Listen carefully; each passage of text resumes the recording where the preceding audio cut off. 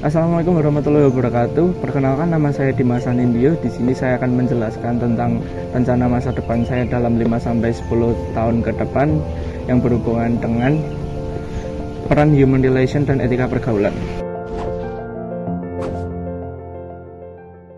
Selamat pagi, siang, atau siang teman-teman semua dan Bapak Ibu dosen yang saya hormati. Di sini saya akan menjelaskan tentang 5-10 tahun ke depan, bagaimana rancangan saya tentang merancang masa depan dan mengaitkannya dengan 4 topik penting dari materi kita, yaitu human relation, etika pergaulan, faktor penentu, dan etika di dunia bisnis.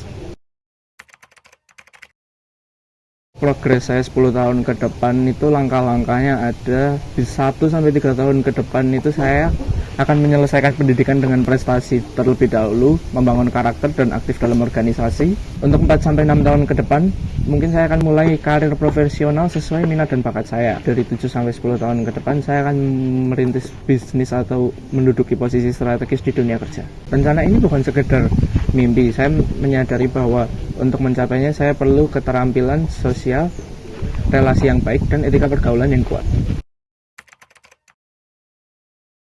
Proses interaksi yang melibatkan komunikasi, emosi, sikap, dan nilai dalam kehidupan sosial. Karena basically kita tidak dapat sukses sendirian. Kita butuh orang lain, entah teman atau dosen, rekan kerja, bahkan pesaing untuk berkembang.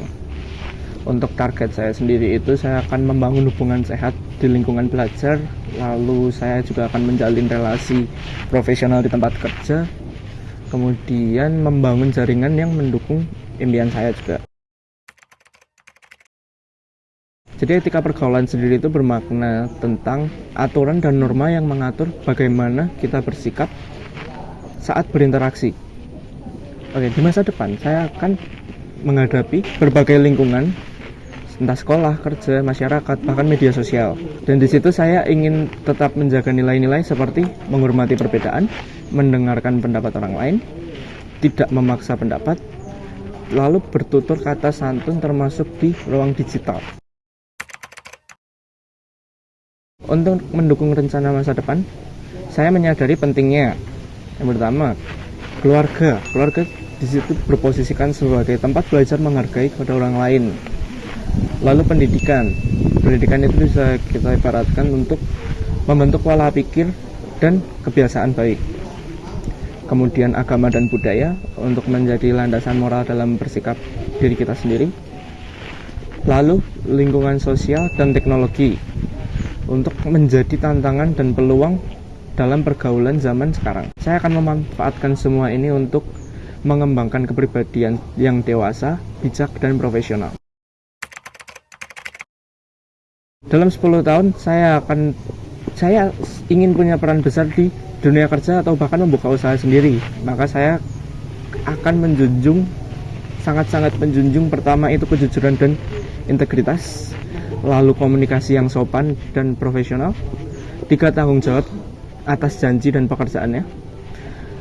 Selanjutnya menjaga rahasia perusahaan.